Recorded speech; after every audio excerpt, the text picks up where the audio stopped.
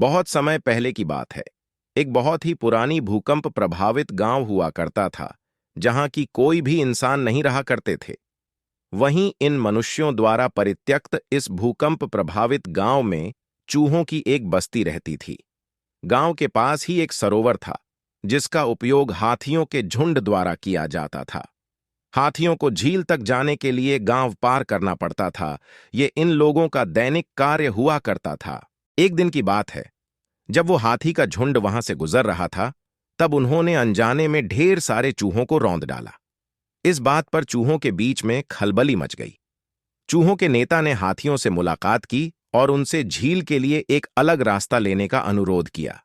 साथ में उसने उनसे वादा भी किया कि उनकी जरूरत के समय उनका पक्ष वापस किया जाएगा। इस बात पर उस समय हाथी हंसे। उन्होंने आपस में बात करी कि इतने छोटे चूहे इन बड़े हाथियों की किसी भी तरह से मदद कैसे कर सकते थे। लेकिन फिर भी उन्होंने अपना वादा निभाया और वे एक अलग रास्ता अपनाने पर सहमत हुए।